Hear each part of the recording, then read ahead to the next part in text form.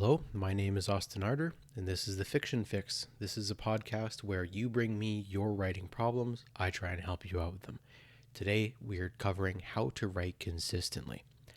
This is actually a problem that I've encountered a lot with past clients when I was first going through the writing journey, like kind of getting my own systems up to par.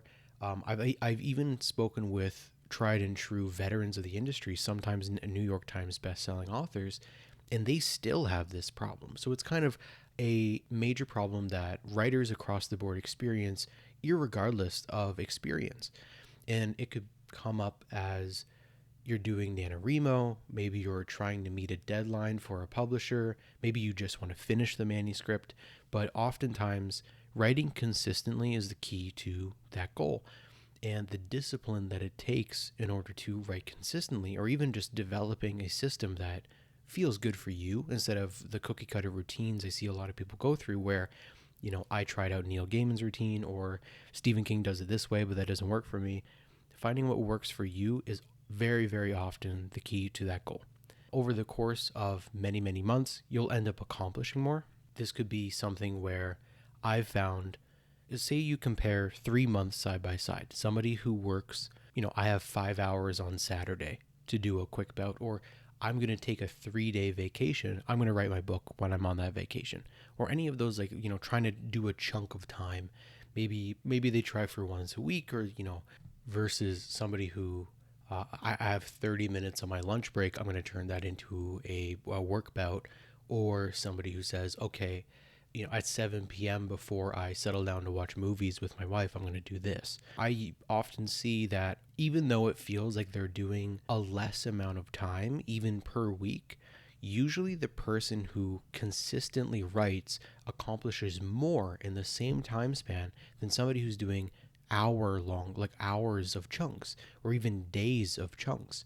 Because of the consistency, it results in this value discrepancy, I would call it, in the quality of the work that you're doing. Your brain is working on it all the time. You don't have a 2-day off, 5-day on, or a 5-day off, 2-day on kind of schedule. You are consistently at this time, your brain is thinking about it. It's getting used to doing that thing. Think of, in the same way, I make chicken schnitzel on Sunday, every Sunday, but I only do it on Sunday, versus somebody who says, I'm going to make this exact breakfast sandwich every morning for breakfast for 3 months. The person who does that every day, that is an impeccable breakfast sandwich. They know exactly the way to layer it. They know exactly the way to make it. The person who does it on Sundays, they kind of just do it the same way. And so you have this long-term impact that ends up affecting your work. And it's very, very valuable to the long-term end of the project when you go into the publishing, because you can feel that time depth as a reader when this is very well thought out, when you've done those hours of work. I also find that when you write consistently, or you're being creative consistently, your writing will improve faster because you're consistently putting work into it, but you'll also end up writing faster. Something about, even if you're pen on paper, I prefer pen on paper when I'm doing like manuscript drafting, and I'll just do all of my, character sheets and world building on like computer, and then I write out my manuscript. I also find that with typing, if I have to type out a script or something, I end up becoming faster because I get into the routine of doing that, and but it's very, very fascinating to watch where you end up developing more words per maybe minute than you would at the beginning, or even versus somebody who does 2 hours on a Saturday. And so that is a huge benefit to finding out how to write consistently as a writer. So for example, I might have mentioned it already, I like having a writing routine. I have this ritual that I do to get into it. I find that I'll cycle through all of the music that I have, all of the playlists that I have, not like, song by song by song by song, but kind of getting a vibe, trying to feel, what am I listening to today? Am I going more for, say, like metal? Am I going more for like country? Is it an indie rock kind of a day? Until I find a song that just kind of hits a certain spot, like you just feel it, you feel good, you're in that mode, and then I'll recycle that same song. It's really interesting. And I found people who do, this could look like the chill hip hop playlists on YouTube, but something like that is like background music. I find that brown noise really, really helps. Finding something that kind of blends the background, kind of fades away, so that you don't hear a car going past outside and it distracts you, or the neighbors shouting or whatever. It blends that environment behind you a little bit more. This for you could be a certain time of day when you write. We mentioned 7 p.m. before you watch a movie, or say it could even be I wake up at 4 a.m. and I'll do an hour bout before I have to do breakfast and get the kids ready for school and go to work and like all that stuff. It could be a certain ritual that gets you into a creative mindset. I know a friend of mine likes to make tea before writing. Another one she likes to do artwork. She'll either draw art about her characters or about her world, and it kind of gets her creatively involved in the project that she's doing. And another really, really important thing for designing your routine is to eliminate distractions during this time. The goal here is to be very deeply involved in what you're doing. Like I said before, when you are doing this work bout of writing consistently, the quality of your work, how involved you are in the project, you end up typing faster. So making sure that time allowance is as deep as you can get it. And Cal Newport has some great podcasts on this. Very, very, very essential. This could involve putting your phone in a different room. It could involve picking a place to write where you can't be bothered. I like to go to cafes if I'm having a hard time focusing at home. The environment change is really, really special. I know of people who like to go to the park, and the act of walking gets them into the mindset, and then they sit in their spot and they're good to go for an hour and a half, 4 hours, and they know that nobody's going to come up and bother them. That is important, and you can experiment with this. It doesn't have to, this is my writing routine, this is going to work for me, I will make it work. If music is not your thing and you prefer silence, get noise canceling headphones, and that's your thing. If you can't write at home for whatever reason, maybe you just have a hard time focusing because you associate your space with like relaxing and comfort, pick a different spot. Go out, the backyard, the attic, the cafe down the street, maybe a restaurant. And it's not weird to do that. I have done it before. Try and experiment with different things, different times of day, different situations that you can get into where you feel very deeply connected to your work and absent from the outside world, so that you can really give into your inner creative impulses. Another really great thing to do when you're trying to write consistently is to get into work sprints. I personally really, really love using work sprints, usually Pomodoro, for whenever I am not wanting to write. If I know I should be writing today and I can't get into it, I can't focus, my ritual is not working, my routine is off, whatever it is, incorporating the timed sprint into your writing routine or using them whenever you have a few free moments per day, very effective. I find an early morning 15 to 30 minute sprint very common, and it's common for a reason. Awesome. Doing a 15-minute sprint when you have maybe a lunch break or have some time free, awesome as well. I've even heard of nano sprints. There was a story, I forget where I heard this, of this guy who was working at a call center, and he noticed that in between customer service calls, he had around 15 to 20 seconds of downtime before the next caller came in, before it was plugged in. And so he would alt-tab, switch windows on his computer and do a 15-second sprint of how many words can he get, even if it was a sentence or two. And he would do that in between callers every time, just to kind of like top up. And again, 15 seconds, you might even only get 5 words. You could get stumped. But he found that at the end of the day, he had 2,000 words from his 8-hour, 9-hour shift, just from doing it in those little spaces in between those, 5-minute customer service calls. And doing that over the course of a couple months, he was able to finish out a book series, quit his job, and then become a writer and an author full time. Became a full-time fantasy author. So sprints like that, very, very effective. They can be as short, as long. I would recommend no longer than an hour and a half if you have to. However long you can fit it in, beautiful. As long as you're making sure you are dedicated to that task. Writing consistently is about a lot of focus and a lot of discipline. Another thing that you can do, and I like to do this along with the routines and sprints, so this is kind of why I'm thinking about it right now. Try and incorporate making it enjoyable. Make it something that you look forward to. It does not have to be a painful process. You do not have to do it in a way that is to you, not exciting. You just feel normal about it, because then you'll have a lot of trouble, especially on those bad days, of really kicking yourself into shape to go and do this thing. So for me, for early morning sprints, I make a little latte. I make a little coffee, put the coffee creamer in it, make a little sweet treat.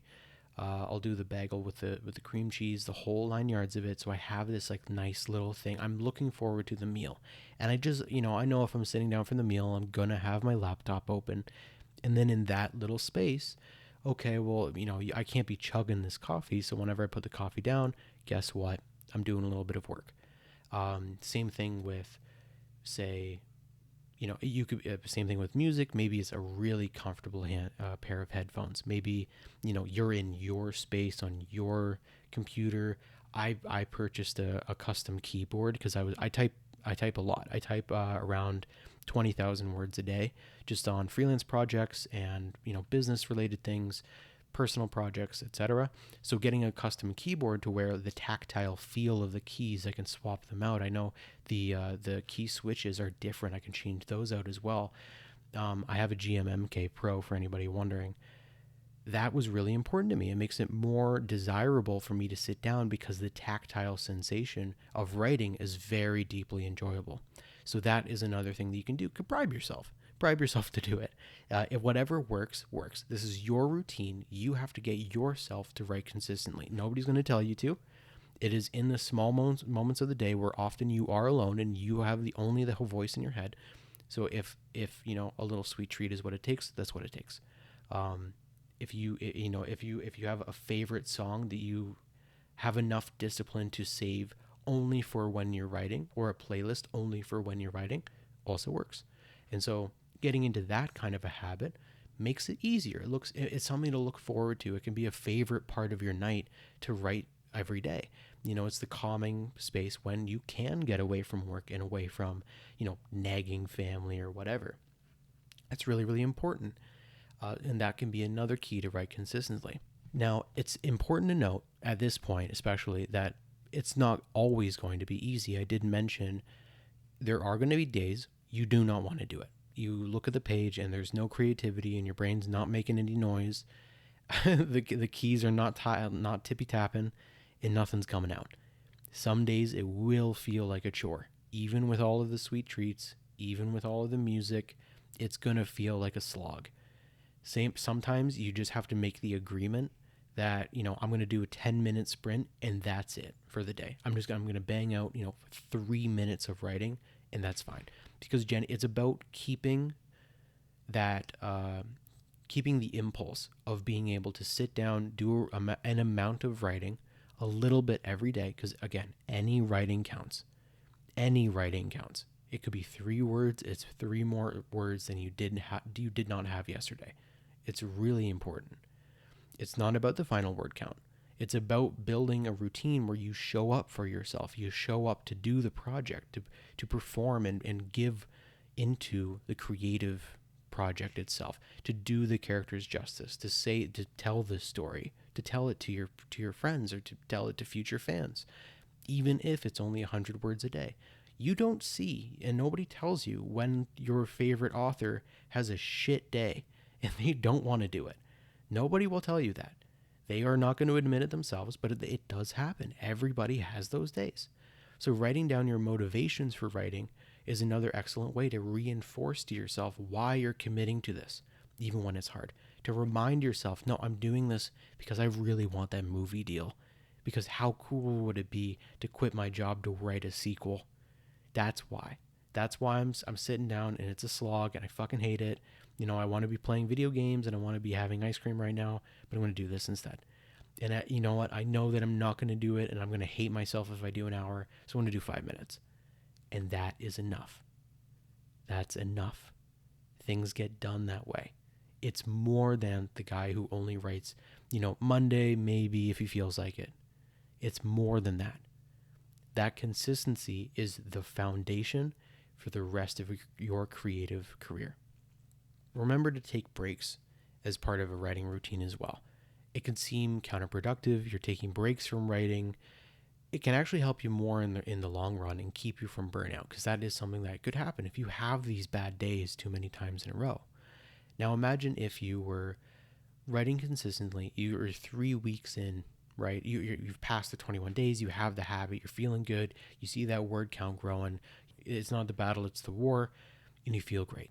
And you saw all of a sudden, it starts feeling a little bit more painful. The recovery, like you just feel like afterwards, like your brain is like, okay, shut down, like we're done. And that feeling grows day after day, and it starts to seep into your day job or your off time when you're playing D&D or whatever it might be. That's burnout. And it's rough. It took me years to recover from burnout. And seems counterproductive. Take breaks. If you are like, okay, I'm starting to fizzle out, I've hit this little roadblock, I don't know where the plot goes next, I don't know where the character is going to do, maybe that's it. Maybe you're done for the day. Go up, get up, get another cup of tea, take a walk around, look at something. If you have to, I wouldn't recommend it, but scroll around, respond to texts, whatever. It works. It works. Incorporate the breaks. Expect the burnout. You don't need to be Superman for an hour. It's okay. You can take a break. Again, like Pomodoro, 5 minutes on, 5 minutes off. Whatever works for you. There is no such thing as one size fits all. It's a lie. Whatever works for you. Consistent writing could look like 5 days in a row of writing and then a 2-day break to find inspiration, to do your research, to, go and read other books. That is also consistent. You are consistently sitting down for 5 days in a row to write, and then you take 2 days off, and then you're 5 days on. That also works. It doesn't need to be daily. Whatever schedule works for you. This is about making sure that you're sitting to do it and not just waiting for the right time or the right place, or maybe if that works, and then in that case, then I'll go do it. If I do get that approved vacation time and then we do this, I'm going to be sitting at the airport, and then I'll have an hour there where I'm waiting for the plane. And then if I find a little comfy spot, okay, it's okay. Sit down, do the work, figure out what routine works for you. If you do it for a week and you're like, that felt like shit, change it up. Do something different. If you do, an hour a day and you're like, this sucks, do 10 minutes, If 10 minutes a day, you're like, I had more to say, 30 minutes. If you're the opposite and you're like, that was too short, 3 hours, I can't do 3 hours after work. Okay, wake up early. And I don't want to wake up early. Make it something to look forward to. Warm shower, nice coffee, listen to some music. You see the sunrise, light your favorite candles. Little, go out to Walmart and buy like a little overcoat. Like those, like a grandma little blanket. Make it enjoyable. Couch cushion. Okay, now I could wake up at 5 a.m. for that. Okay, cool. Now you have the extra 2 hours to do your thing. That's really important. You're giving yourself into that. That's awesome. But yeah, that's how I write consistently. That's how I've taught others to write consistently. Just to recap what we've talked today, over the course of a few months of writing consistently, you accomplish more compared to everybody who waits for the right time and right place. Your goal here is to create a routine. If you to get into writing, this could be making a cup of tea, music, an environment change, anything like that. You could do sprints. You could do Pomodoro techniques. Challenge yourself to how many words can I compact in a short amount of time. Accept that it's not always going to be easy and count on it, and incorporate breaks so that you can avoid burnout and you can kind of get yourself into this creative process and this new schedule.